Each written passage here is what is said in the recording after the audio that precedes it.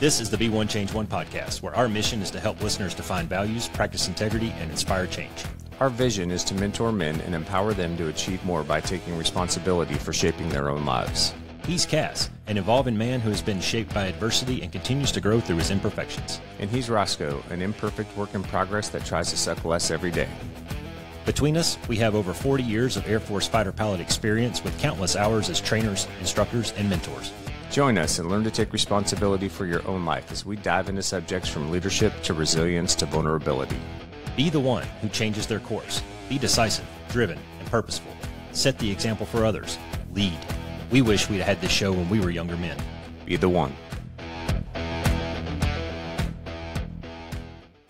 We don't do notes. And like Cass said, we don't really have any outlines or plans or anything like that. So if you guys can't tell, I've already hit record. So here we go. Cass, who's with us today, man? Yeah, so dude, we're really excited to have on the podcast today Tony Montgomery and Brian Arguelles. Did I say it right? I don't think I did. You say it, Brian. Arguelles. Thank you. That's so much better coming from him. He does it so much better than you. Both of these gentlemen are part of a really cool program in Phoenix called Elevate Phoenix, which is a nonprofit that provides 24/7 mentoring and leadership skills education to disadvantaged kids in the inner city in Phoenix. And it's a program that we actually got hooked up with from Hamster when we interviewed him. And I had the great opportunity to go be a part of one of their events and was actually at a table with Tony and Brian and got to hear a little bit of Brian's story. So I thought today, since we talk about the importance of mentorship on the podcast and the importance of seeking out mentors, especially for the younger men in the crowd and stuff like that, like this is a perfect segue into like the importance of mentorship and what it can do in life. And I think Brian has a really great and a very powerful story around that.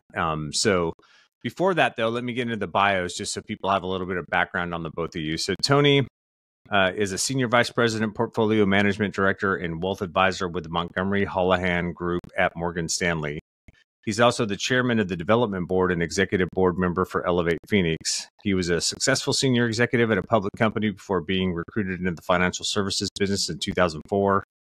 And he's a passionate servant to his family, his community, and his philanthropic focus, which is helping young people realize their dreams.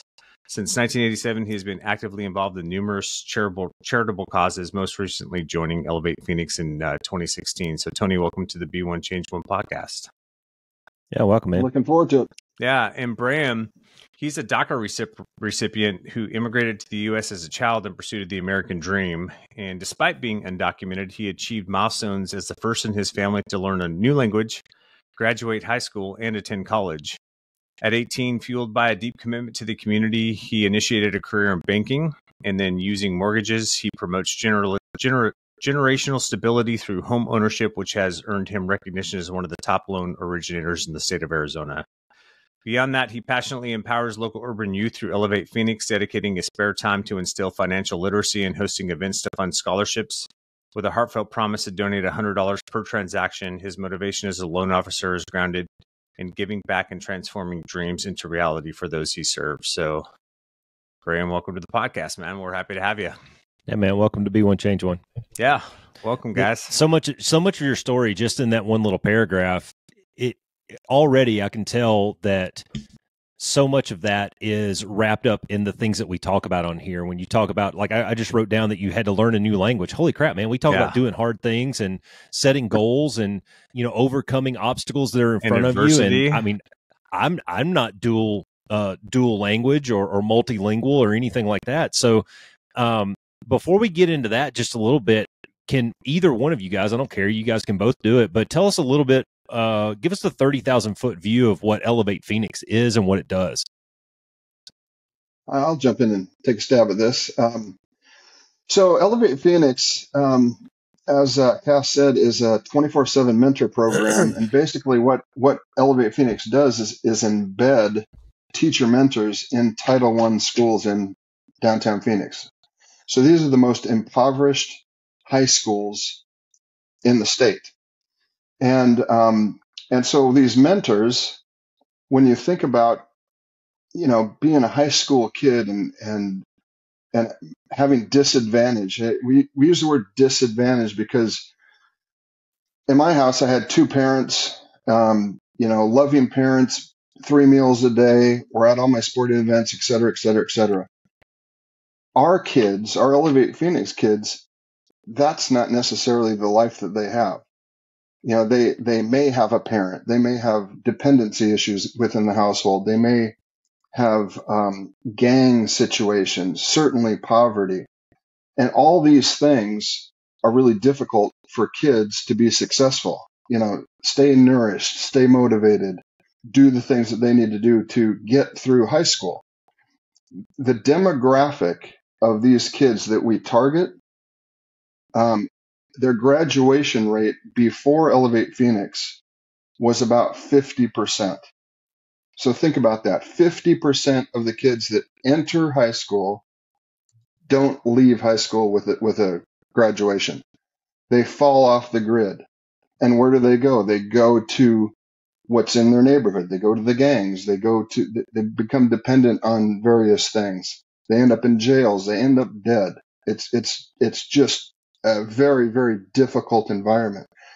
So bring in Elevate Phoenix, bring in the teacher mentors. We identify these kids.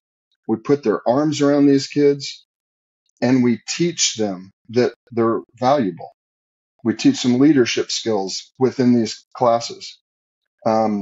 These leadership skills that the kids are learning, we then take the high schoolers and take them down to the feeder grade school and middle school to teach those kids what they're learning. And so all of a sudden, these teacher mentors become family. And all of a sudden, the dreams start to open up for these kids. They've got some pride. They're doing something for these young kids. They have somebody that cares for them. So the result of that is our graduation rate is consistently at 98% now. Oh, that's awesome. And then it gets better from there. So 98% graduate from high school. 100% of the graduates then have a mandatory postgraduate plan. Is it going to be college? Is it going to be trade school? Is it going to be the military? Is it going to be a career job? The one really fun thing about this organization is these teacher mentors, there's no BS involved. If a kid's not, maybe they're going to stay home and skip school for a day. And they get on social media. Well, these teacher mentors are plugged into everything. So they see that kid is skipping school. They jump in the car, go to their house, snatch them off the couch. Door, get your ass in the car. We're taking to school. Hey, how can I be one of those dudes? I want to sign up to be one of those guys. And I'm telling you, it really comes through that kids get held accountable. And they get to a point, and Brian is just a tremendous example of this. And I've said this before, but he is the reason, he and so many other of these stories, that I'm involved. Because you want to be involved with changing people's lives, being supportive of success. Yeah. And you'll love his story, and there's many, many more. And that's why this community continues to get bigger, because we tell the story, they understand, the benefit, and then more and more people come on. And I'm sure at some point in time, we'll talk about some of the things that we're doing as a development board and some of the incredible money that is coming in to support this program to do what we do. Yeah, I'll tell you, it was very impressive for me to be at that breakfast that morning and just hearing some of the kids' stories and seeing what you guys are about. Like it's an outstanding organization, and so we're really happy to support it on the Be One Change One podcast and give you guys a platform to hopefully get some outreach in that respect. So Brian, why don't you give us a little bit of your background, man? Give us your story. Thank you, man. Appreciate it. It's hard to follow up with Tony. He lays out all the stats, and it's fairly hard, but I'll do my best. And a little bit, like you said, I migrated here. My parents brought me when I was like 2 years old, right? And I grew up in urban communities, bouncing around the house when I was little, from what I can recall at an early age. My parents, we probably moved like at least once or twice a year, at least, from house to house. And I thought it was normal, moving Yeah, that, when you're that a kid, often you don't know any when I better. was that. Yeah, and my parents did a good job of hiding any real financial struggles that we were probably going through. So, God bless them. They were here undocumented, just trying to figure it out at the end of the day, too. And So, from Mexico, correct? from Mexico, yeah, both of them.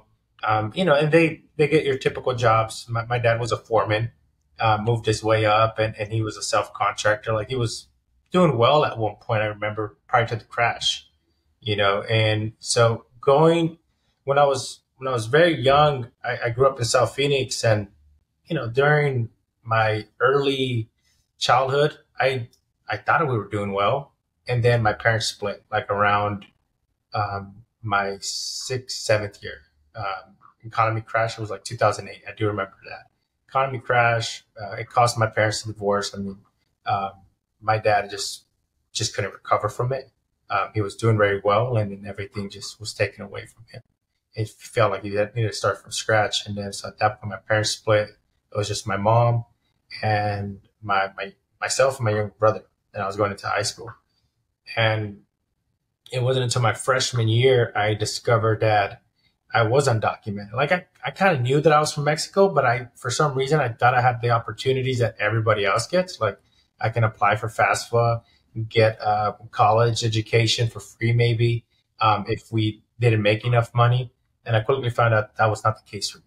I didn't have a social. I remember literally going to school and filling out this paper because Chavez, the high school that I went to, had like a program that you can go to college for part of the semester and get college credits. And my mom filled out the form, and there was a section in there that said like your social security. I was like, Mom, what's my social? She's like, you don't have one. And she kind of explained to me, you just don't have a social. Like they only give it to citizens. So at that moment, like I remember just my whole attitude changed of what my future was going to look like. I started hanging around, and like Tony said, with bad influences. A lot of my friends were in gangs, or their older brothers were in gangs. So that was the environment that I just was surrounded by. And I was drawn to it because I was probably looking for, at a time, a community, you can say, and they made me feel like a home. My mom was always working. I never saw my mom, honestly. Yeah. She was just trying to put food on the table and pay rent at the time. And I was not involved in sports anymore. I gave up basketball. I quickly found out that same summer, after playing freshman ball, that I was not going to play basketball. Basketball was not in my cards. Everybody came back and they were like 6'6", and I stayed the same height. It was either, and I was playing like power forward at one point, and now I'm like 5'11". You got to learn how to play point, or you don't have a spot in the team. And I was like, yeah, I'm not going to learn how to play something I never played. And so that little community that kept me in check, you can say, disappeared. Basketball kept me in check all my life. It taught me discipline. It taught me to stay away from the bad things, gangs, doing drugs, you name it. And when I lost that, I quickly just fell into what most kids do fall into, which is the bad temptations, finding friends that make you feel like community. All of them are lost. A lot of them, they don't know any better. Yeah. Their older brothers are gang members. They're doing alcohol, they're drinking, they're smoking. And so I quickly just went into that. My cousins were heavily involved in it. And it wasn't until my sophomore year, I want to say, is when I discovered Elevate. My grades were bad. Yeah. It's probably like D's and F's during that time. From what I can remember, just didn't care, causing trouble. And I do remember many teachers pulling me aside and saying, hey, get your act together. Yeah. Like, you're a leader. Hey, Brian, can I ask you a quick question? I don't want to interrupt you, but that undocumented piece and not having a social security number, did that influence some of that decision? I mean, it sounds like that influenced some of that decision for you. Did that like kind of in your mind close the door on the opportunity for college and things like that? Is that kind of what drove you down that road? Yes. So that's exactly what happened. I didn't see life beyond high school. After that, I knew college was not in the cards. I couldn't afford it. And I didn't do enough research either. I didn't know any better, of course. And I didn't know that there were scholarships that you can get. And that people were willing to help out people who were undocumented, as long as you can show good character and good grades. And so I quickly just threw the towel. I said, college is not for me. I'll figure it out, which I didn't know what I wanted to do, though. At the time, I got really involved with like graffiti at that time too. So I like to draw. I wasn't doing it for the right reasons, right? I was hanging out with friends that were tagging up walls, and that's what we were doing. And it wasn't until like you said, my sophomore year, I found Elevate. And when you're that age, you're just being a class disruptor. So when I joined the class, the only reason I joined it was because I didn't want to do PE. And they had PE, and it's hot in Arizona, and they had it for like 2 or 3 o'clock for me. And I said, this is not going to work. Like, you're not going to have me running outside. Yeah, right. While it's 90 plus. And so I saw Elevate as, sure, I'll get an easy A in this class or whatever. And I went to it. And first I'm in there, and I see at the time, I think Dee's like the director now of what's Delilah's position now, Tony? She's the executive director of Elevate. Yeah, she's the executive director. At the time, she was just a teacher mentor, and they were just teaching these skills to us, and very positive, very uplifting. But me, I'm trying to test to see if this is just bluff or if it's real, right? So I'm being a class disrupting the class, throwing out jokes. I'm sleeping in class sometimes, and they're just on me 24/7. Like, hey, get it together. You have so much potential, and you're better than that. You're a great person. And so they're telling you all these positive things that after a while you're just like, maybe I am that, what they're telling me. Right? No, you don't hear this at home because my mom's 24/7 working. I'm hanging out with friends that all we do is just bust each other's balls, essentially, right? You're saying jokes to each other 24/7. And so just around negativity. But that was the only class that I had that was positive. And then after a while, I started looking forward to it. Hey, what are they going to teach today? And then you start teaching the same method that they're teaching you to the younger kids. And I kind of like that because the little kids at these schools that you go to, they kind of see you as like a big brother, almost you kind of say like a celebrity to them. Like, they're looking forward to you walking in there and, hey, like, what are you going to teach today? And just talking to you, right? And that made me feel good. After a while, I was like, you know what? I do need to get my act right. But as time progressed and I got closer to my junior year, I was just lost still. I'm about to be 18. High school's about to be over. This class is about to be over. I don't know what I'm going to do. This earpiece just keeps falling off, guys. So I'm just gonna.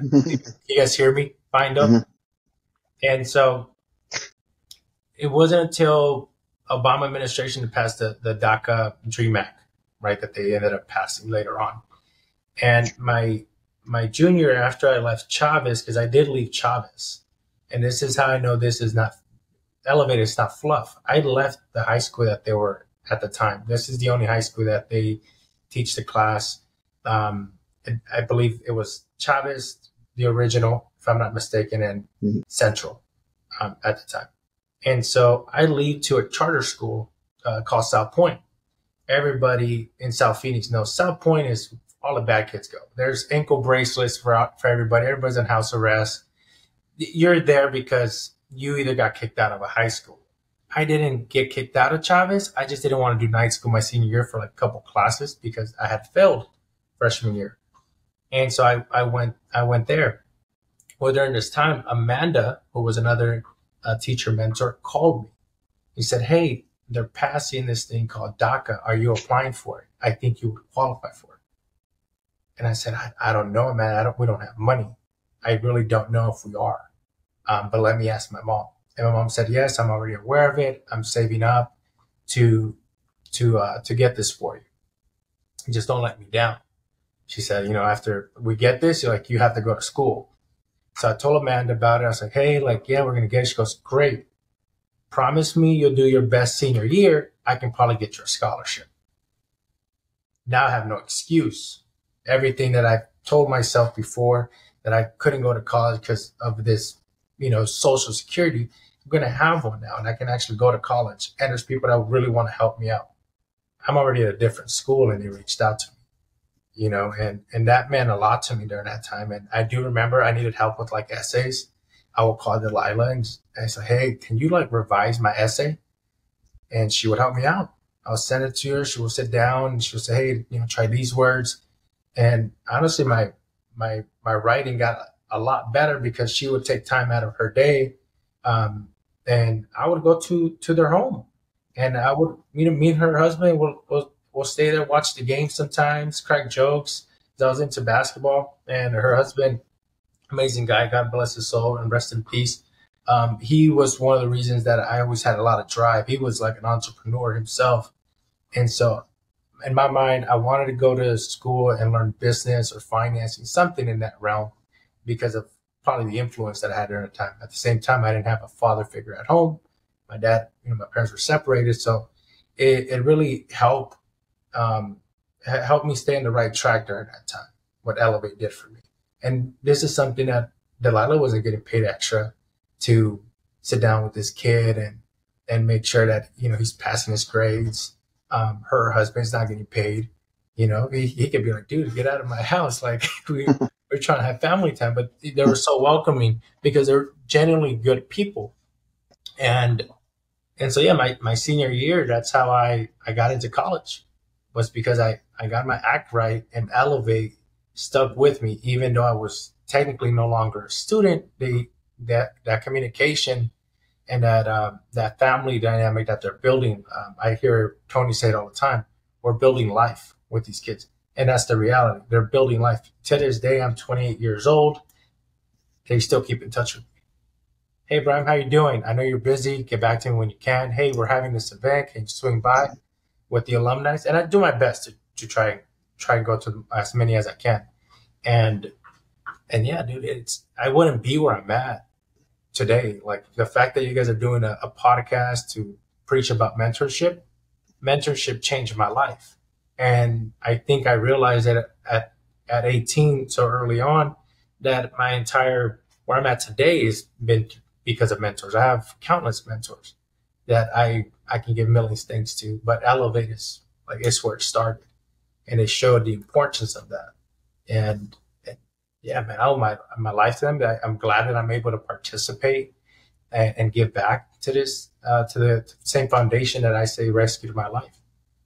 Graham, I want to stop us right there just for a second, man, because I know we got a lot left to unpack. But holy crap, man, I've got a page full of notes already. I'm sorry. No, it's good, man. It's all good. I didn't. You're in a flow, and I wasn't going to interrupt it. But just to kind of break it up a little bit, let me go back, and I want to ask you about when you started with Elevate and started going to those classes up to the point where you found out that there was a path for you to get to college. There was a path for you to get your Social Security and your DACA and all that stuff. There had to have been some hard decisions for you to make in there, because on one hand, your tribe, that's kind of what we refer to as, your circle, your bros, your people that you hang out with on a day-to-day basis. Those guys are over here still gang banging and painting overpasses. But then you've got to make a decision. Are you going to follow that path? I mean, this is a big fork in the road for you potentially. So tell me a little bit about what that decision point was like, and how did you get there, and what was it like when you had to tell those guys that you were hanging out with, hey man, I'm sorry, I'm going this direction. You guys can come with me if you want, but I'm going this way. What was that like? It was hard in the beginning, but it wasn't something that, honestly, that they always saw something in me too, that they weren't like, hey, we're just going to hold you back down here with us. Two of my closest friends at that time were and we call him my cousin. He's not even my blood cousin or nothing, but he was one of the guys that I would just hang out 24/7. I would call him my cousin. And this guy also had a lot of potential. Looking back at it, I wish he would have had Elevate to help him. This guy was just naturally gifted. He was an athlete, but he was just surrounded by that same violence and bad people. Just wanted to be the guy on the block, right? And he always just put his hand around me, like, hey, you don't mess with Brian. So I never really got into conflicts with other people because of him. So when I didn't want to do something, he would be like, no, he's not doing it, right? Like I remember when I was around 17 years old, this was before the DACA situation, they started getting into like Grand Theft Autos. And I remember the first one that they did, I went home and I'm like, I just witnessed it. I wasn't involved in it, but I witnessed it. And I went home and I Googled like, what does somebody do as far as jail time for something like this? I'm 17 right now. Like next year I'll be 18 and I'm getting charged as an adult. 5 years is the sentence that they give here for Grand Theft Auto. And it just opened my eyes. Dude, I can't do this with you guys. Like I'm gonna throw my whole life away. I know I want something better for myself, but at the time I didn't have social, didn't have nothing, but I did know I want something better. And I slowly started separating myself. And I think it's because I always have that hope that maybe I'll be able to get involved in one way or another with Elevate, or Elevate will find a way. Like I had that hope maybe during that time that would just get fixed because I had that support, you can kind of say. I remember Delilah's husband, he was a salesman. He said, well, you can, sell some stuff, sell this, create something. He was always, like, don't make excuses for yourself kind of thing, And so even though I was not applying that during the time, I think that was always in the back of my head, which kind of helped me like lead away from those people and get away from that community. So I wouldn't say it was too hard for it, because I luckily had somebody that always put their hand around me and didn't let me go in too deep. And when he knew that I was going to go to college, they were supportive about it. And they understood that, hey, you're not doing this because you have so much tools at this point. Yeah, right on. And then from Tony, from your perspective or your point of view as one of the guys who's trying to get these kids to make that decision, how do you approach that? Is it just kind of like a persistence kind of thing? Here we are, we're just going to lead by example and offer you the tools and just be persistent about it? Or how do you guys go about helping those kids make that decision? Well, I give all credit to the teacher mentors. When we say 24/7, and Brian knows this, they can pick up the phone at literally any time, 24/7, and there's going to be somebody that's going to answer. And so I think that's the biggest thing, that these we say that our teacher mentors, it's a calling. They get paid decent, but for who they are and what they are, it's because there's a higher power that calls them to do this. And again, Brian is just one of many stories. These kids, when they feel the love and the support of the program, and then guys like me and the rest of the development board. By the way, yeah. Brian is on the development board, and I don't know that we said that earlier, but I don't think so. He came back and he's on the development board as well. But what we're trying to do is make ourselves available. We call it providing hope. We give an annual award to the most distinguished person that's provided. It could be a big check, it could be, just anything, and we call them hope holders. And that's what we're trying to do. Is these kids can't dream about it unless they see it. Yeah. And so another thing that's really cool about this program is at the end of this school year, all of the graduating seniors will take their first college accredited course in the summer that Elevate Phoenix puts on. And I'll go and I'll teach finance 101 and tell stories and try and let these kids know that you can be successful. My little talk always had, I'd say, okay, by a show of hands, who here wants to be a millionaire? All the hands go up. And I said, okay, now be honest with me. Who thinks they can be a millionaire? Hands go down. A couple stay up. But, I get up and I do a budget problem on the wall. If you, instead of buying a Starbucks every day, you start putting it, in a can, and pretty soon you start getting some interest with it. And then you just continue to do this. You go to school. Yeah. You get your first job, then you get your promotion, you get this, and we just do the math problem. If you do all this and you save more than you spend, you'll be a millionaire by this point right here. And, the eyes just that, and that's what we try and do. You want to talk about a trip that no one would even dream of. Have you ever been to Japan, Australia, Europe, and just share these things that are cool? And now all of a sudden the kids start thinking, well, I want to do that. I can do that. And again, the organization is there helping them with, getting scholarships. Brian, tell them about when, with the Parsons, when you're going to meet with them. And this is another really cool story and part of his journey. And it just talks about the community that we've built and the support that you get. No, yeah. So to piggyback off of that, my story, once I got my DACA and then Elevate found a scholarship for me, that scholarship was quickly taken away from me.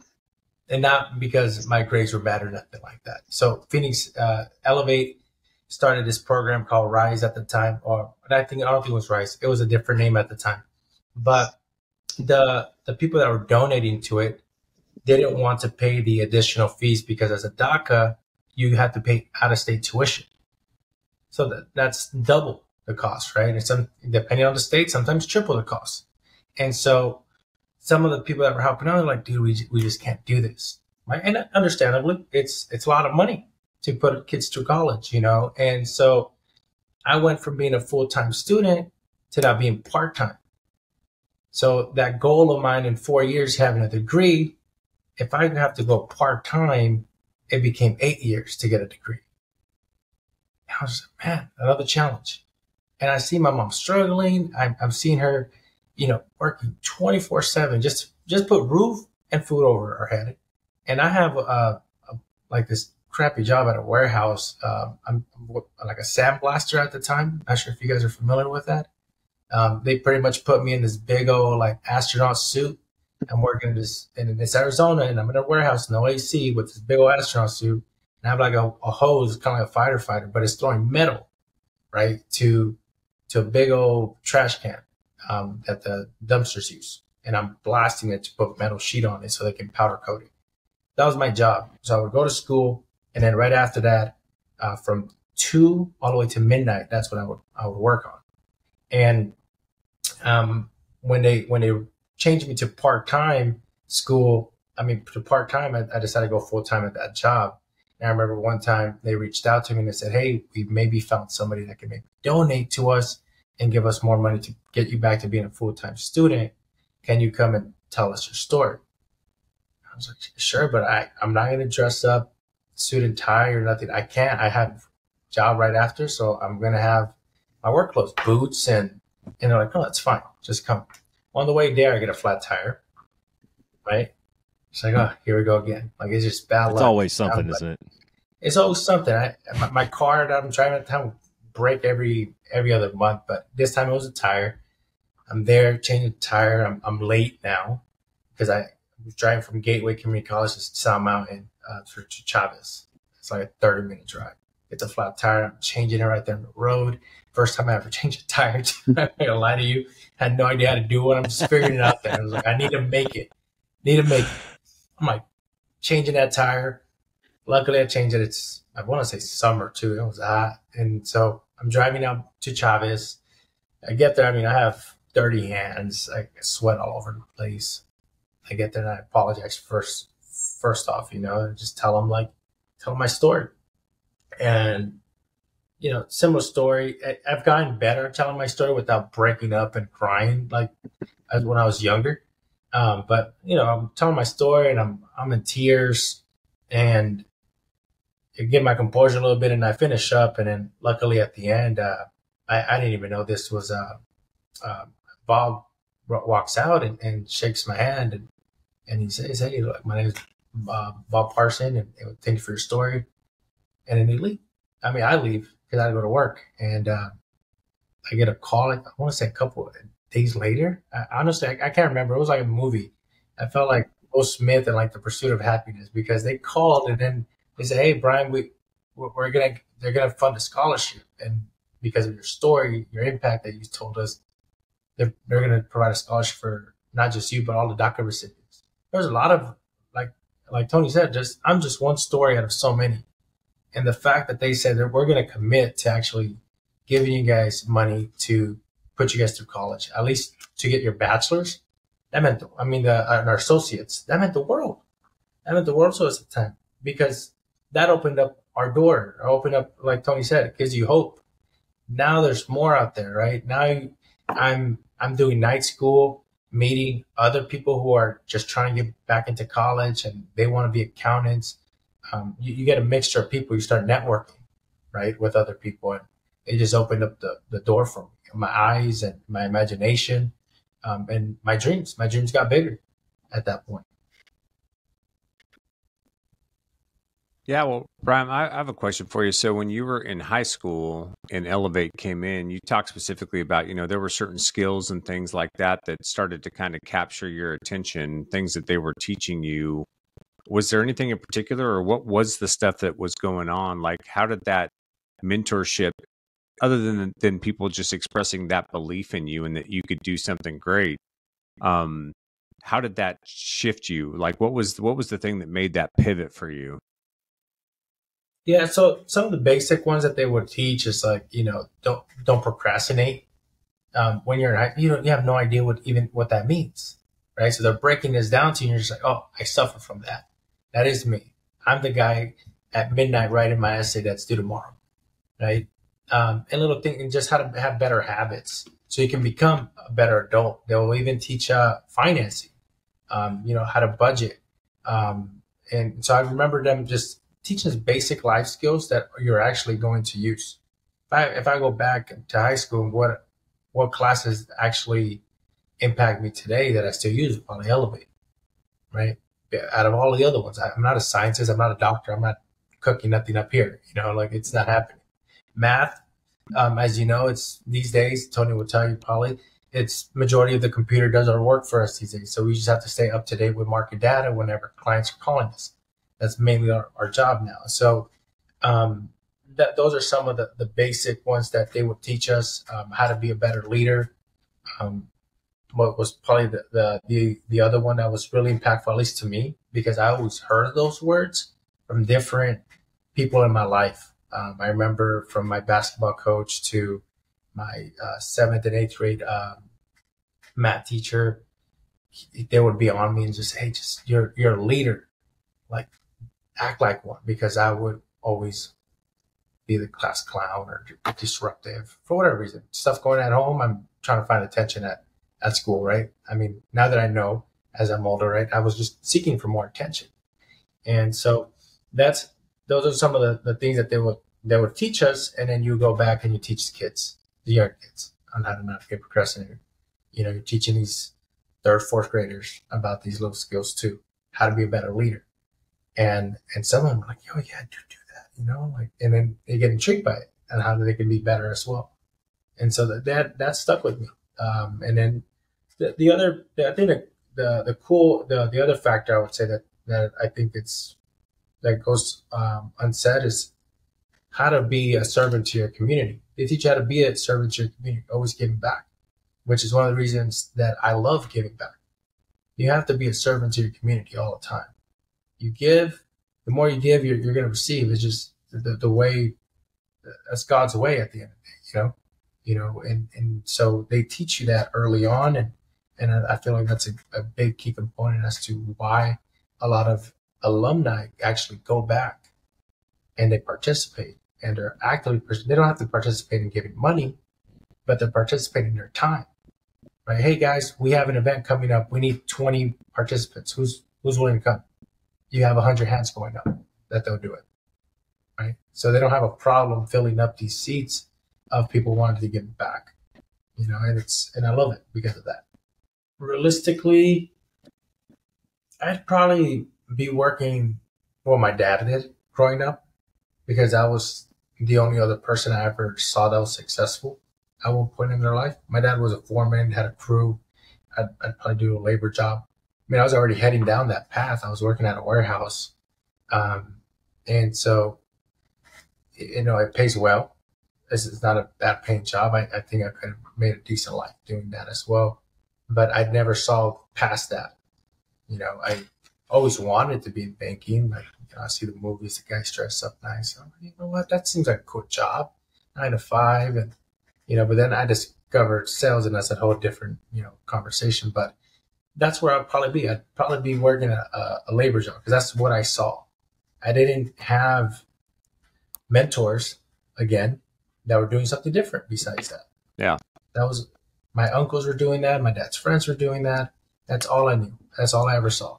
With Elevate, there's even some events they'll take you to go see some basketball. I never went to watch basketball. Like, I didn't even know basketball. Like, I thought tickets were super expensive, but it doesn't matter. They get tickets donated to them. They'll take us to a game. Yeah, they were handing out NASCAR tickets when we were at the breakfast. Right? Like, I wanted to go, and I just couldn't go buy my calendar line. We were literally looking like, hey, maybe we could buy some tickets, but they're opening the doors to life, things that can pique your interest.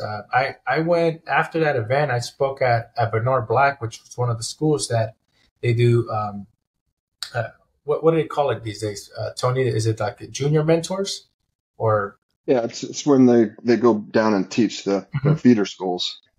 Yeah, so the high school kids go in to teach the elementary schools, and so I went to go speak 2 weeks after that to Bernard Black, and majority of the kids there, I asked them what they wanted to do, and a lot of them were playing sports. Like, hey, I want to be a basketball player, I want to be an NFL player, etc.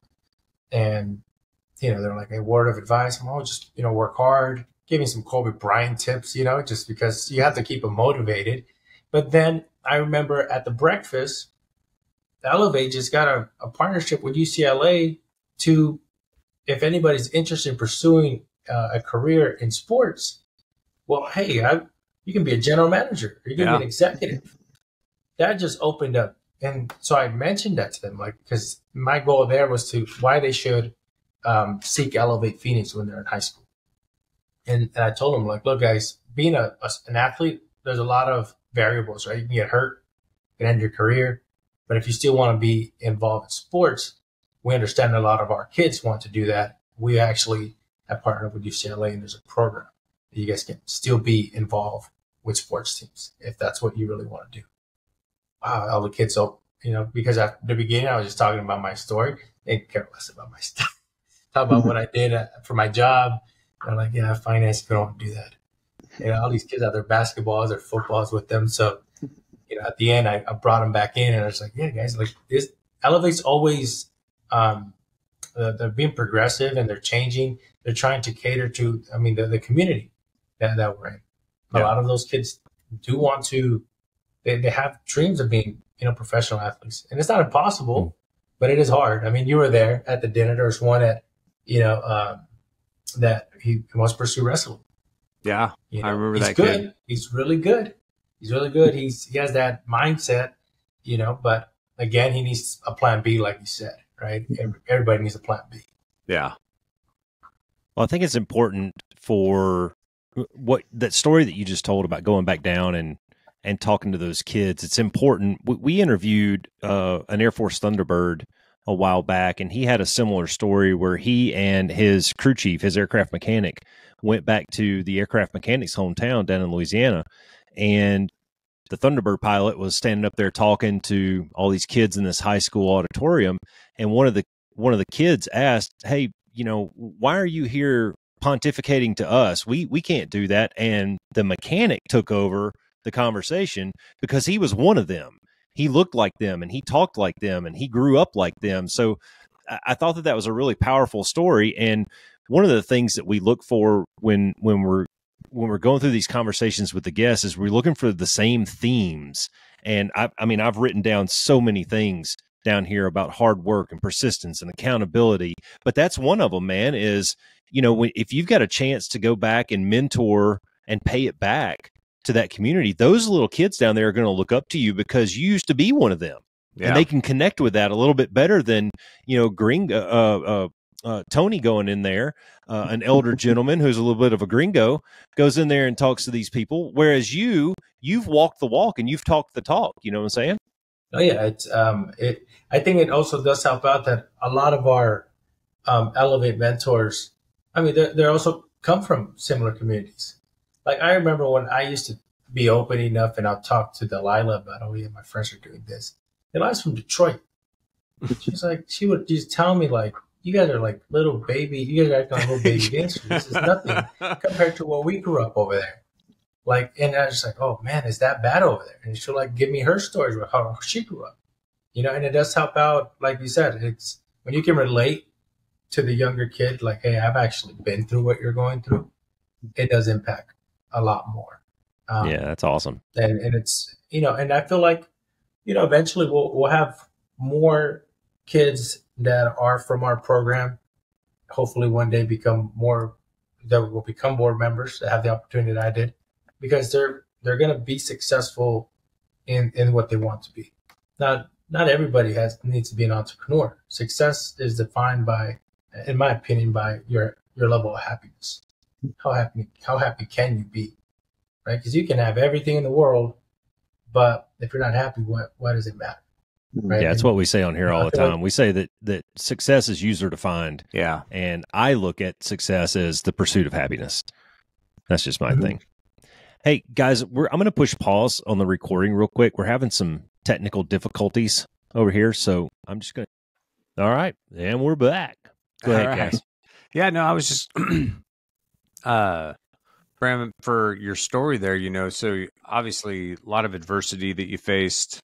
Mentorship was a huge piece in kind of you propelling through high school, getting the scholarship. Elevate Phoenix, obviously a huge part in that.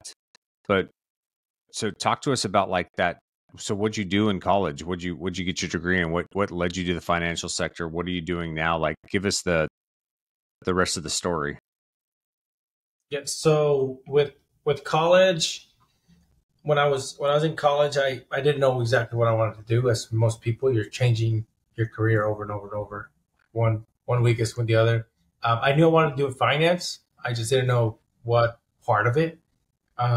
So during the time when I became full-time, I started looking for jobs at the bank because I figured, hey, if I can get a job at the bank, maybe I'll get maybe an internship or something, right? Sure. I'll meet somebody there. Yeah. And while I still pursue school. And so I remember getting a haircut. This is why I give a million thanks to, like, I guess, mentors, people in your life that you meet, like having networks. I was getting a haircut by my barber, who to this day still cuts my hair. And he knew that he's one of the same people that used to tell me, hey, dude, you're a good kid, get out of the streets. Because he's been there, done it. He grew up in the same neighborhood that I did. And so I was getting a haircut one day, and a guy walks in, and he's like complaining. He's like, dude, I have not had a day off for like 2 weeks. Like, can you get me a haircut? He's like, oh, like, what's going on at work? I'm just there, just getting my haircut. And the guy's like, oh, well, I work at the bank, but they made a lot of layoffs. It's the name of a U.S. bank. It's the name of the bank.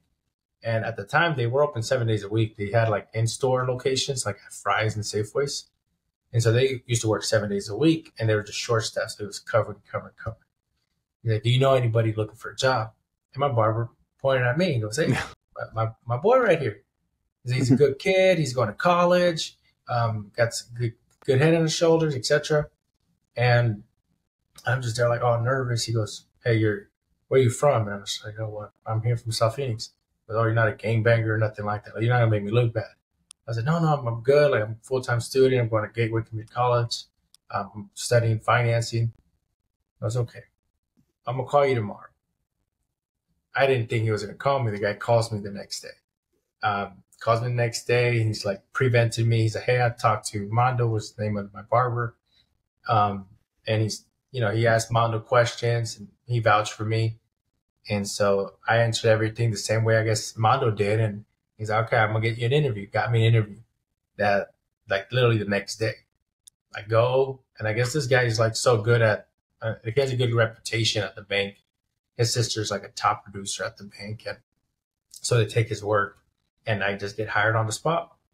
And at the time I got hired as part-time, and then a full-time position opened up like, in, kid you not, like 2 days, he ended up quitting. He quit and he left after he vouched for me. He just quits. That's an open door. Yeah, so it gave me a full-time job because I did want a full-time job. I wanted to help out my mom. I needed a good paying job to, go half the bills with her and just help out as much as I can in the household. My little brother's going into high school too. He's a freshman. He's playing basketball. I want to help him get shoes, equipment, the whole 9 yards. And so that's how I got my foot in the door into banking. And at the time I was still in school, but I couldn't go full time anymore because I got a full time job. It just didn't line up with my schedule. So I was like part time ish in school, and my mom's still working nonstop. Her job she made like $7 an hour type of thing. And so she wasn't making much money. I remember my mom was so excited to get like a 5-cent raise. That's how little she was making. Like 5 cents made a huge difference for her. And so I remember, being in banking and asking people around there, like, hey, how much money you make? And when you're young, they tell you not to ask that.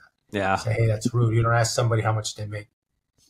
I was in desperation mode. I didn't know what line. If I needed college, I was like debating if college was even for me at this point. Even though I was grateful enough to have somebody pay my education, I just didn't know if it was the right route for me. I needed a solution now kind of thing. And so I'm asking around in the bank if you needed a degree. Like my manager's like, no, you don't need one technically. As long as you're a good salesman, you can get here. And I'm asking him the time frame, how much he makes now, and nothing. I was like, nope, don't like it. And then Fidelity comes in, and I was like, oh, perfect, a financial advisor. That's what I'm studying to be. Let me ask her some questions. And she's like, yeah, you're gonna go to school, and then you're gonna do your pretty much like an apprenticeship role. By the age of 30, you should be good at that point. I was like, man, I'm over here thinking like, no, it's too long. Like I can't see. I'm about to be 30 in, a year from now. And so but to me at that time, I was like, man, that's gonna take forever. Yeah. And so then I asked the mortgage guy. I was like, hey, Mr. Mortgage guy, how much money are you making? And this is 2014, around that time, 2014 ish. And he's like, oh, I'm gonna make like $6,000 this month. I'm like, oh, you go to college? He goes, no. I was like, you don't need college degree? No. How do you get it? How do you get a license? How do you do it? Google it. He was not the nicest guy. He's like, Google. Yeah. Okay. All right, then, dude. Then I know that I'm about to Google it. So I'm Googling it, applying at jobs. And I say by the grace of God, because like God tells you no for a reason in some of these career choices, right? The first guy that was going to hire me, his name was Mark. This guy was like from the UK, and he's your typical loan officer from the crash, guys. I kid you not. I was sitting down in an interview. He's talking about how much money he makes, where he spends it, and he's drinking and like everything, right? At the time, I'm like, yo, this is what I want. Like, yeah, he's telling me he just bought a brand new BMW. He's buying houses. He makes a lot of money. Yes, this is where I want to be at. Like, tired of it. And, I'm telling him I'm a hardworking person. I'll leave college just to start this career, etc. And the next day I get a call back. The interview went well. Like we were laughing, cracking jokes. I thought he was going to hire me. Next day I get a call from HR, and I'm like, the gal goes, yeah, he doesn't want to hire you. He thinks you're too young and you're going to fail. And he needs somebody that's not going to fail. I was like, wow. Okay. And she said, but Brian, I love the way you are. I think you're going to do well in this industry. I have another guy his name is also Mark, but this guy is even a better top producer. I think you'll be a right fit for him. Okay, yeah, sure. Line up the interview. She lined up the interview, and the gentleman's name, his name is Mark Palisak. Him and his brother, they've been in the industry for 30 plus years. One of the top originators here in Arizona. And I remember going to the interview, and the guy didn't speak a word. He's just busy. He's like on his phone. Okay, proceed. Wait 1 second. And just answering the phone nonstop. Like, you could tell the guy needed help because he needs an assistant, like a loan officer assistant, but he's just so busy that he can't even give me full divided attention. The whole time I'm thinking, this guy's a jerk. This guy's a jerk. Like, he does not want to, but dressed super humble down, like golf polo, had his shorts, flip-flops in the office. Like, he's just grinding, like answering the phone. And I'm just like, all right, well, I'm not going to get hired by this guy. And he introduced me to his brother. Brother, as my head, I'm like, I'm not going to get hired. He had a Trump sign. And during this time, this was like 2015-ish. I've been looking to get a loan officer's position for a while now. Like, I guess this was like when Trump was doing his campaign. He hangs it up. I'm like, yeah, I'm not going to get hired here. Nope, it's not happening. And so he introduced me to his brother. I was like, well, that's kind of weird. Why is he introducing me to his brother? Then he introduced me to another guy, loan officer, across the office. Latino guy. Speaks the English super bad. Today, he's my partner. Me and him, we run a branch together. But his English was broken. I was like, well, okay, never mind. I'm not getting mixed signals now, right? And so then I leave. And I remember at the time I had a girlfriend. She's like, hey, so how do you think you did? I don't know. I don't think I'm going to get hired. And I get a call the next day from Mark. And he calls me and says, hey, B, I want to hire you. But I need you to be patient with me. Give me 2 months, and I'll have it all ready for you. Give me 2 months. I'll hire you. But please, I'm sorry. I'm super busy, as you can tell. I love you. And I think what got me the job was because at the end of the interview, he asked me a question. He said, you had any questions for me? And I remember the day before I was prepping on YouTube, like, hey, how do you nail an interview? Yeah. I was doubting my interviewing skills at this point. And so I Googled it, and it said, ask the person back, like, a question, you know? So I asked him, I was like, hey, well, I do have a question for you. What is it that you're looking for in this position? And then he answered, he said, I'm just looking for someone who's young, hungry, and is willing to put in the work.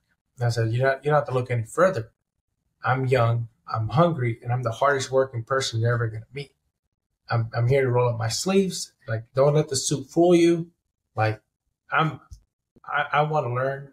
I want to be a sponge, and I'm willing to put the time in. And so that, I guess, really stood out for him. Years later, he told me that that's the reason that he was like, I'm hiring you. And so I learned from God, put me in a place where these guys are super humble, way better producers than the other guy that was bragging about his money and the houses and all this other stuff. Put me in a place where he knew I wasn't going to get lost, because these guys are, I kid you not, they would wear the same 5 shirts Monday through Friday. And I do the same thing to this day now. Like, am I going to think about what am I going to wear? I buy 5 good polos for the year, and that's what I'm wearing. Monday through Friday, same jeans. And doesn't matter if you have a lavish car. No, they used to tell me, hey, save your money, invest it, save it. You don't, this market goes up and down. Well, I'm living in the up and down market right now. Yeah, like, right. Mortgages has been very, for the majority of my industry, 50% of them are gone since 2020. Like, they're disappeared. There's no lenders anymore. And I get it. It's a tough market. Interest rates are changing every single day, feels like sometimes. Right when you think they're going to get better, they come knocking and they pull back. And so they really taught me to prep for a moment like this. So a mentor like them, when I got into this industry, was perfect. That's exactly what I needed. And to this day, they still reach out to me, and it's kind of like Elevate. I always, I give a million thanks for them for their success. I ended up leaving school, though, to answer your question. When Elevate got me into school, I ended up just telling Delilah, I can't do this anymore. I'm this is what I want to do for a living. I think I found my place.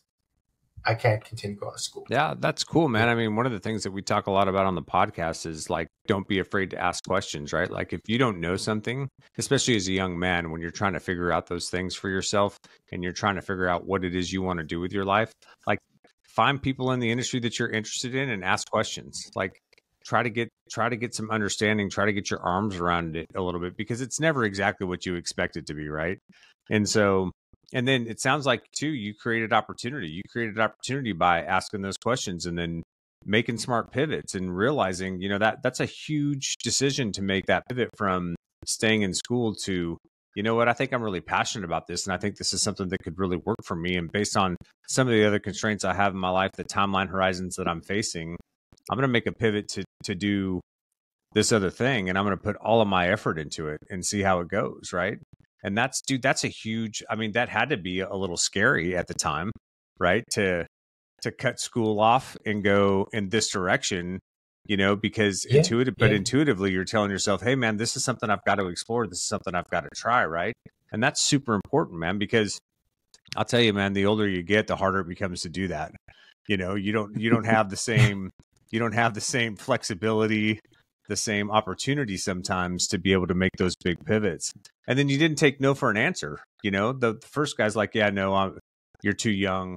You know, a lot of guys hearing that from somebody, hey, you're too young, I don't think you're capable enough, would have just been like, oh, well, I'm not cut out for this, right? But you didn't take that approach. You were like, no, dude, Roscoe talks about riding the wave sometimes. We talk about that on the podcast, right? Like sometimes you just gotta kind of ride the wave of where things are taking you and see what opportunity, what door that opens up next for you.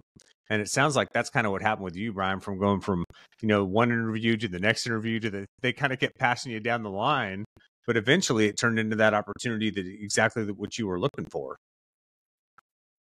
Oh yeah. And honestly, I always had, like in back of my mind, I always felt like if I needed to, I can call Elevate and say, hey, D, this is what I'm interested in. Is anybody hiring? Yeah. Because we do that all the time. You got that for network. These kids. We're always, there's job opportunities all the time.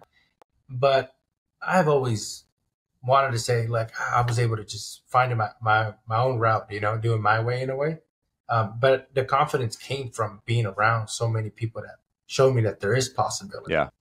Right. If it wasn't for them even just changing my directory of life, I wouldn't even have thought about those ideas. Sure. That I can actually do it myself, you know, and I think that's what kind of took that fear away of being able to just ask those hard questions sometimes. Yeah. Well, I think it's awesome, man, because we talk a lot about getting in the arena. So I don't know if you're familiar with Theodore Roosevelt's "Man in the Arena" quote from back in like the 1920s, but we talk a lot on the podcast about in order to create opportunity in your life, dude, you got to get into uncomfortable spaces. You got to get outside of your comfort zone, right? You have to get in the arena, and when you get in the arena, you're going to take your lumps. You know, you're going to get bloodied up sometimes.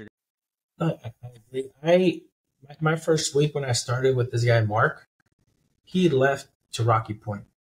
Left me by myself in his office, over 20 clients that he had. I had zero knowledge of how to do this. Zero knowledge. That builds character. Yeah, I'm taking. He's like, I'm leaving. Call me if anything. I'll be available.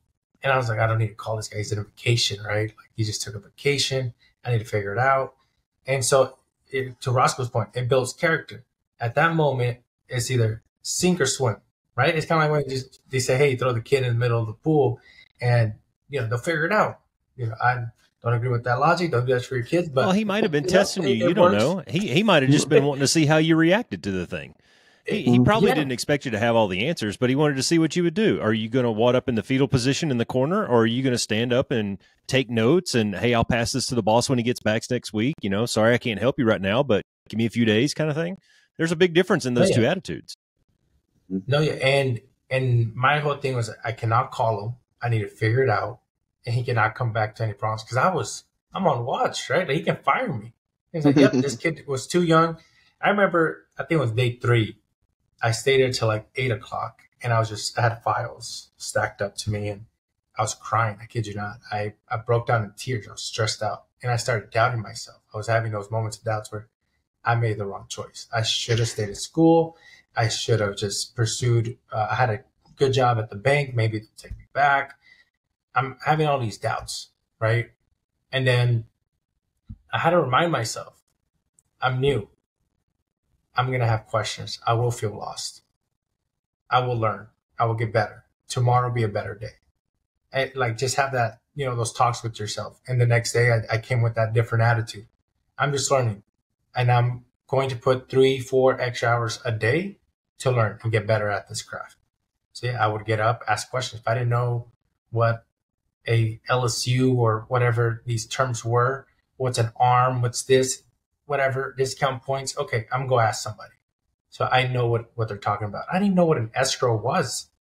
And I got into mortgages. I didn't know what a purchase contract even looked like. And I'm here looking at one, trying to figure it out what a title company does. So like each time I would ask a question, hey, what is XYZ? It's this. Okay, what's the purpose of it? Tell me what's the purpose of it. So I understand. I don't care for maybe the client is not going to ask me a question, but help me understand what is that I'm asking for, just so I understand everything. And so I would just take the extra time. And yeah, it really, I tell that to my new hires now, because I'm hiring literally 20, 22-year-olds. And sometimes they're just like, oh, this is hard. I'm working too much. I'm like, oh, you guys have no idea. Like I treat you guys like babies compared to like the way they did me.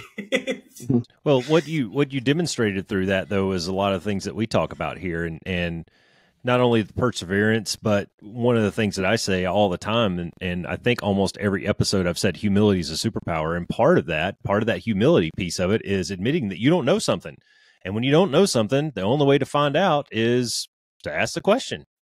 You could have done a lot of real damage had your ego gotten in the way, and you go, no, what, man, I got this. And you start filling out shit that you don't know what you're filling out, and submitting reports that you don't know what the heck you're doing. Instead, a little bit of humility goes a long ways, man. And again, it could have been that boss was testing you. He might have just wanted to go to Rocky Point and party, but he could have been testing you to see what you're made of. So how are you going to handle the situation? Are you going to be the person that he thinks you are? Yeah.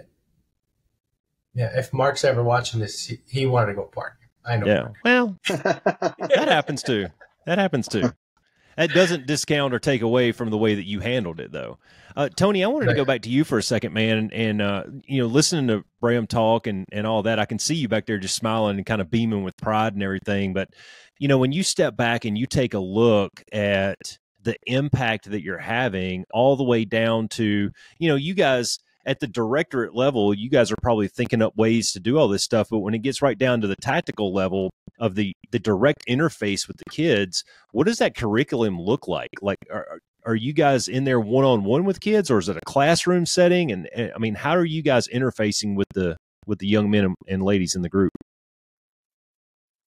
Well, again, I push it all back to the teacher mentors, and they're one-on-one with the kids, in a class, and doing life with them. So activities, there's all kinds of different activities to expose kids to different things as well.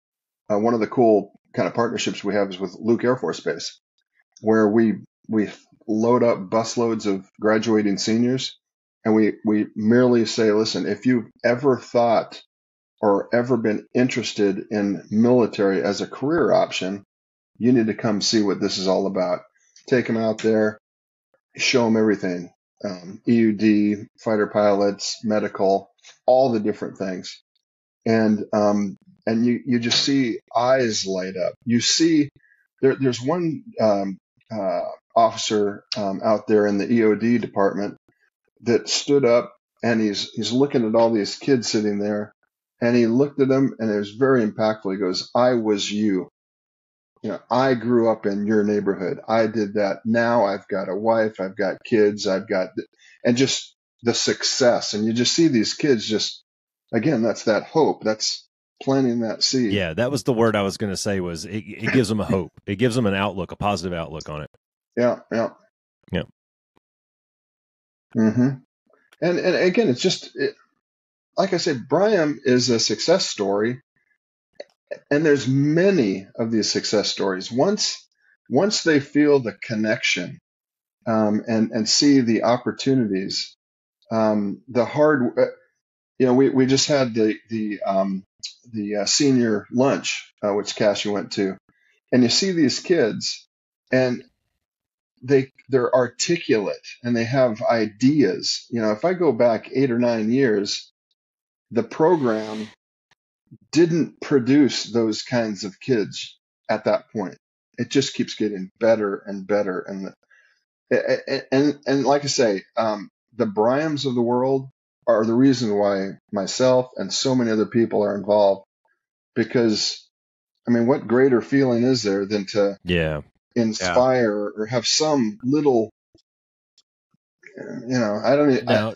Dude, I've been saying fantastic. that for so long. I was a youth football coach for a long time, and I've been an instructor and a mentor for many, many years. And I've said for a long, long time, there's no better feeling in the world than knowing that you made a difference in somebody's life.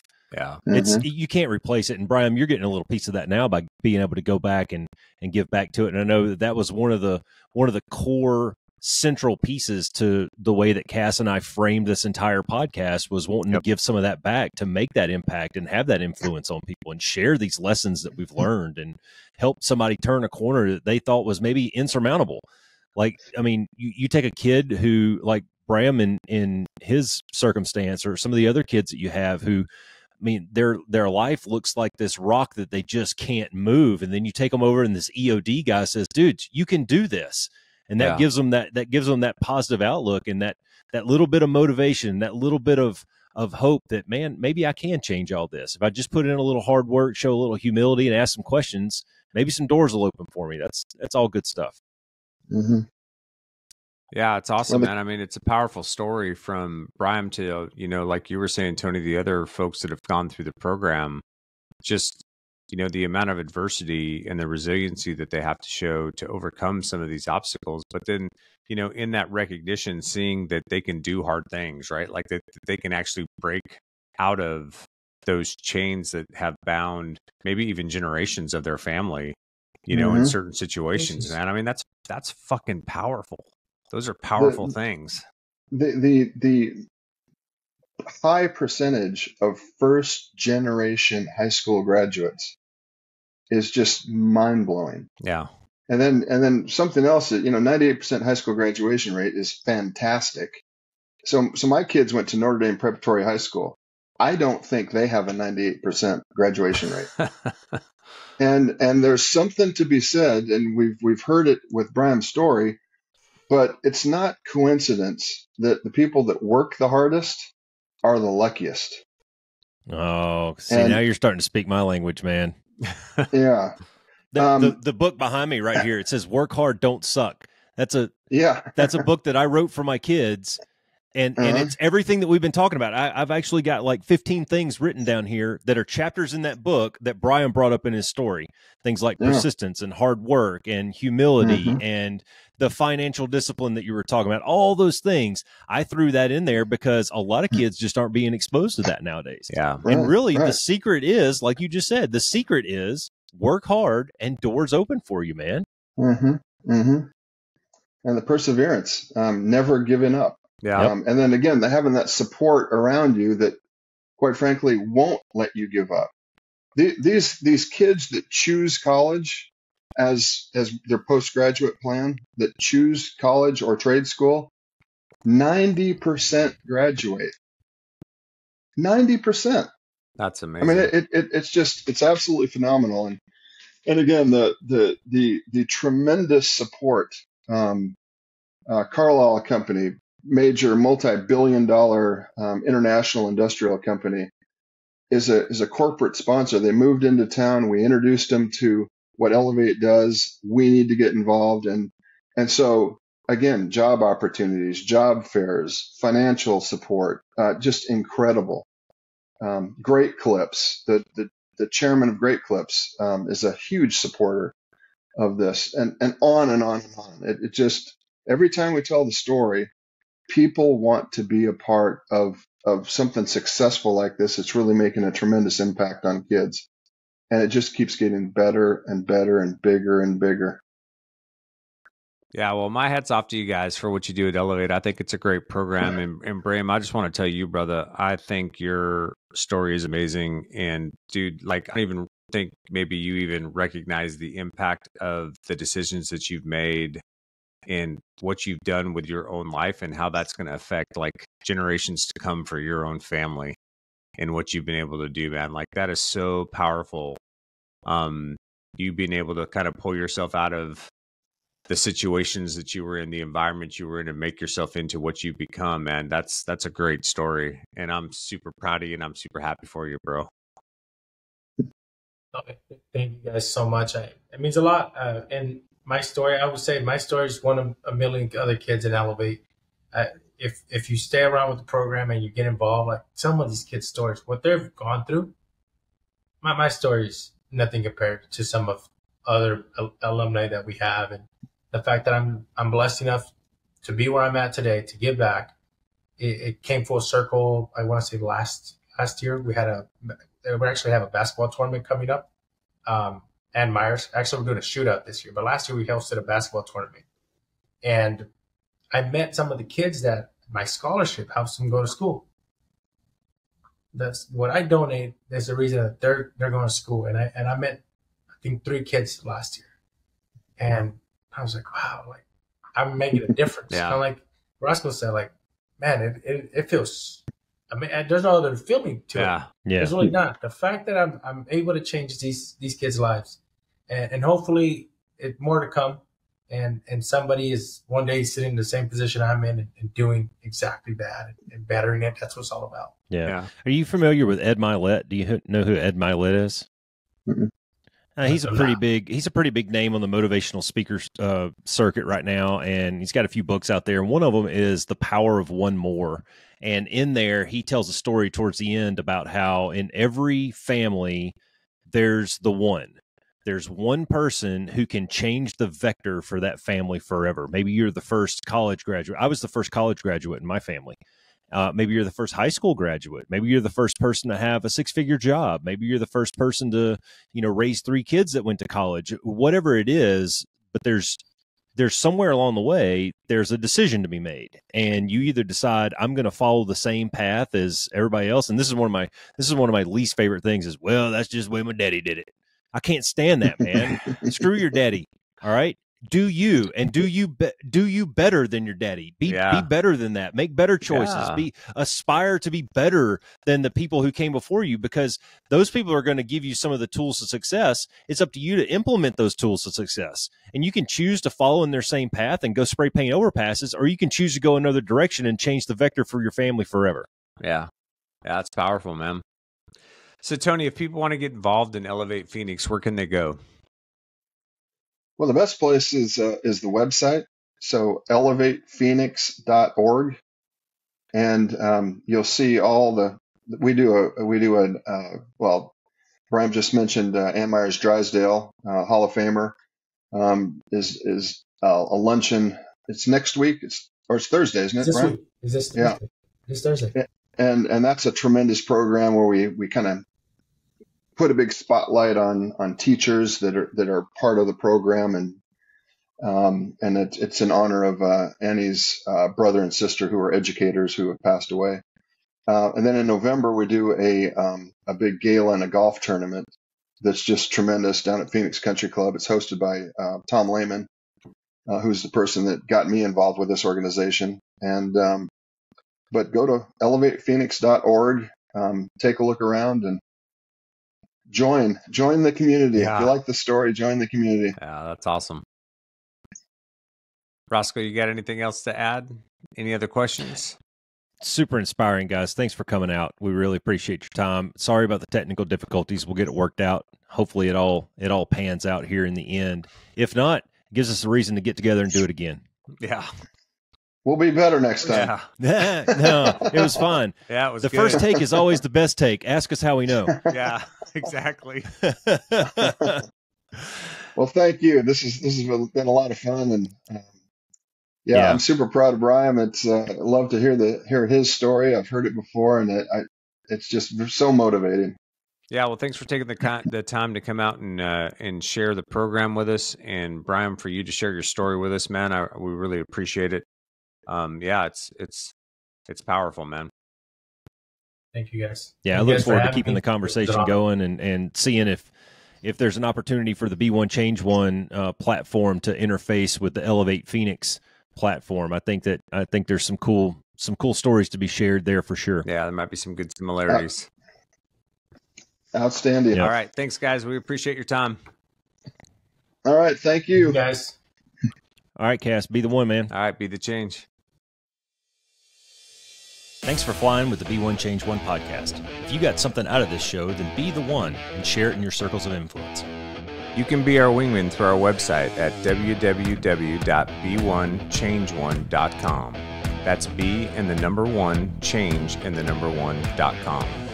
We invite you to be the one and join our fighter squadron on social media at Be One Change One on Facebook, YouTube, and Twitter.